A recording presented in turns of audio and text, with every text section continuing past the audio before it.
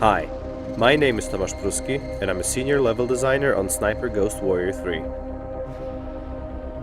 this video, we wanted to show you something cool a lot of you guys were asking for, and that's challenge mode. The highest difficulty setting designed for the most demanding snipers out there. To show you what you can expect from challenge mode, we're going to play one of the many side missions available in Sniper Ghost Warrior 3. The side missions are divided into several exciting storylines, all related to the Rotki Lions, a resistance movement fighting for their homeland. In this one, we've received intel from one of their agents about an old military base with active payloads, located in underground silos. The Separatists are planning on launching them at strategic locations to cut off the region from outside help, and we have to stop them.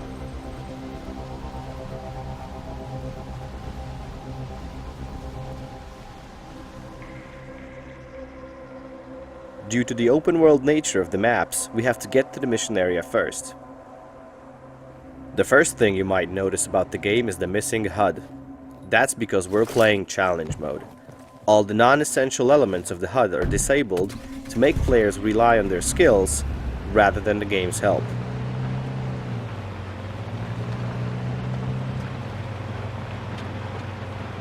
The game's settings will let you customize which HUD elements will be visible in the game.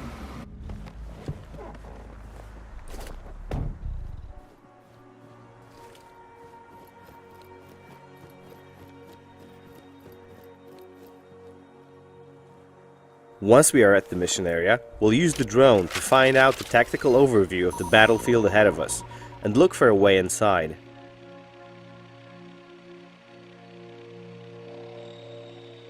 One of the most important aspects of planning our strategy will be enemy positions. But we're playing challenge mode, so it's not going to be that easy. The drone will tag our enemies, but when we call it back, the tags will disappear, so we'll have to remember their positions. When we know where the enemies are posted, we can secure our way inside with the sniper rifle. We can use the bipod to stabilize the weapon in prone position and have larger aiming angles. Before pulling the trigger, we'll adjust our instruments to line up a perfect shot. We zoom in on the enemy and check the distance. We'll set the scope elevation accordingly to compensate for bullet drop, use breath control, and take the shot. The red wind bar will tell us how far the bullet will be pulled to the side. We have to aim for the head because the armored enemies in challenge mode can withstand a chest shot. We can switch to armor-piercing bullets to make sure we do some extra damage. But we can only carry a limited amount, so we'll have to make each shot count.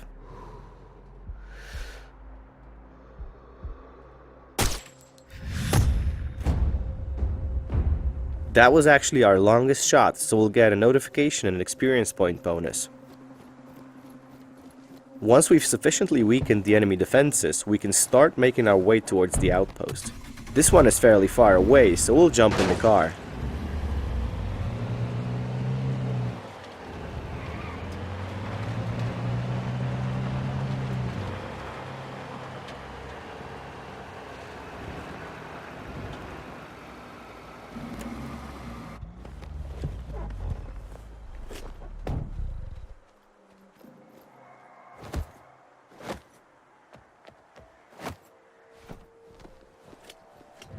We can use scout mode to look for ledges that we can climb in order to infiltrate the enemy outpost.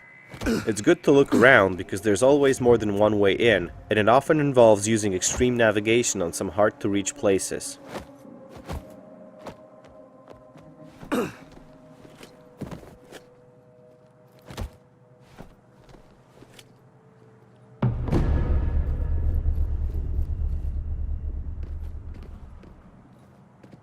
I'm in the base, Frank.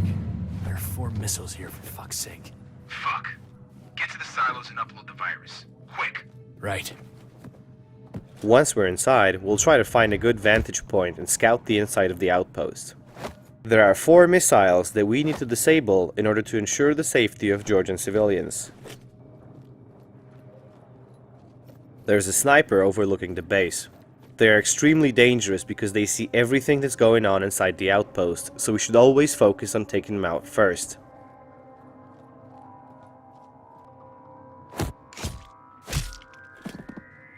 We need a tactical update, so we'll use the drone to scout the inside of the base.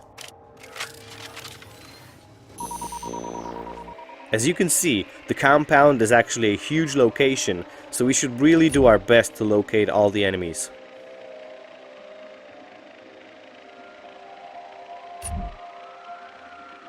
Once we're confident that we can remember their positions, we can either neutralize them or sneak past them.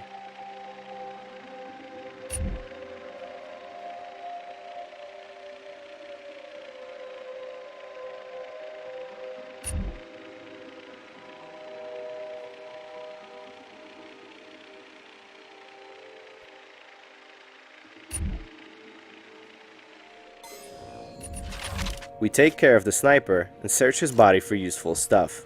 We can obtain trading goods and sometimes consumable objects like healing items or grenades. This time, we do want to take out a couple of key patrols, so we'll take aim, set the scope elevation to match the target's distance, use breath control, and take the shot.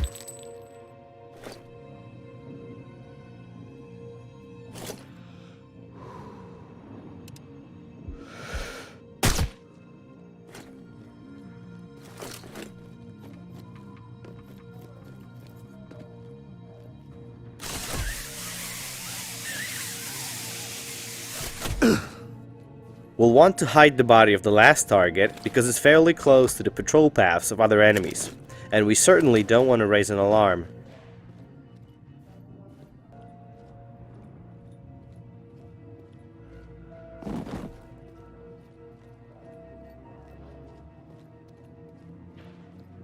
The missiles are underground, so we can enter through one of those shafts and start looking.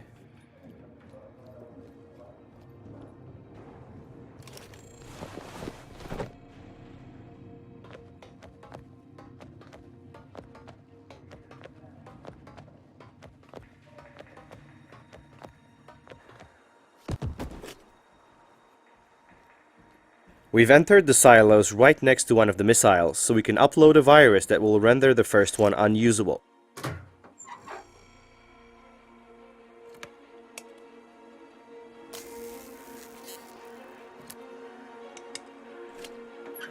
Uploading the virus. There's 3 more to go. We're indoors, so we'll have to be extra careful. Flying the drone will be risky because the chance of being discovered is very high, so we'll have to rely on our stealth.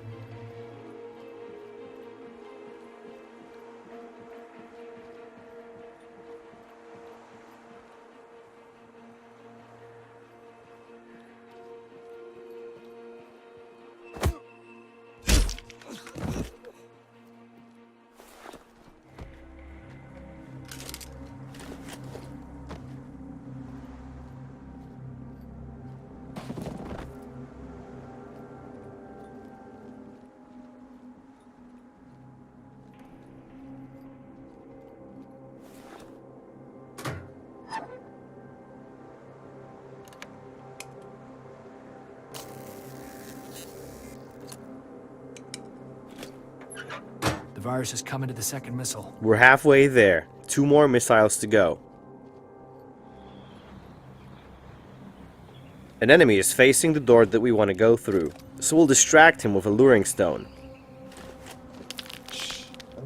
That was actually a poor throw, so now the enemy will come right at us and we'll have to improvise quickly.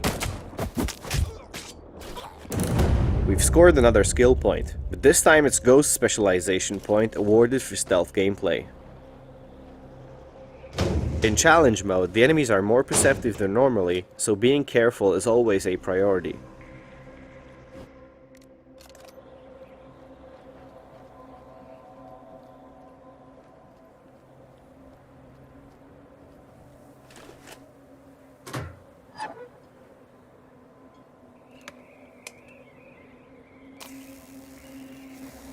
Working on the third one. Fuck, John. They started preparing to launch the last missile. We've got the third missile, but the mission parameters have changed. The Separatists are launching the last operational missile, so now we have a limited time to get to the main control room and activate the self-destruct sequence. Because this is challenge mode, even though we're under time pressure, doesn't mean we can rush into the heart of the base carelessly. We don't have the luxury of facing the enemies on high alert. We can use the radios to lure enemies into traps.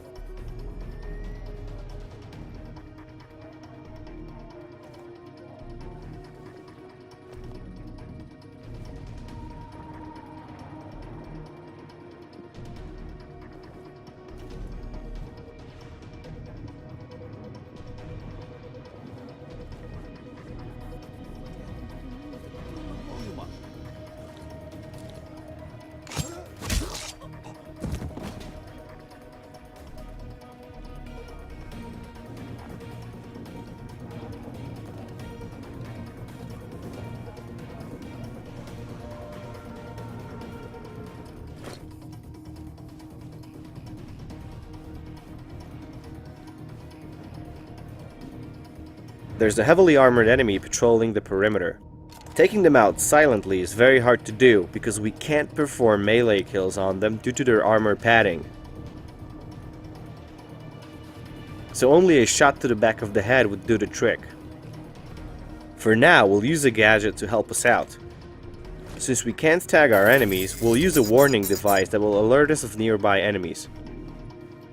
There's another guard inside, so we'll use the fuse box to lure him out and set down an ambush.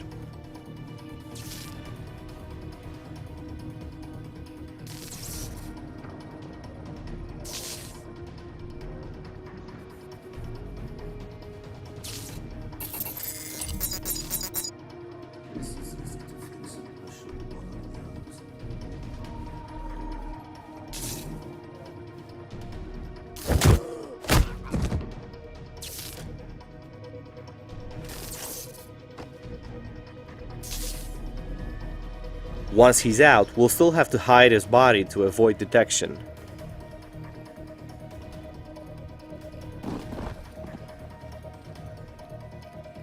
The main control room is only an elevator ride away. We're getting close to completing this mission. I don't care. Kick his mother in the jaw. There's two guys in the doorway. It'll be extremely risky to try and rush them, so we'll use a flashbang grenade to daze them.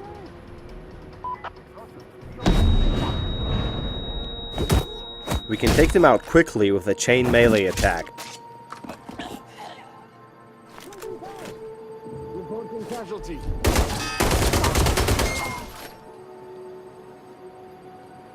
I'm in the command room. Fine. Find the main computer and start the process of self-destruction. Hurry up. Once we're in the clear, we activate the self-destruct sequence and hope that'll do the trick.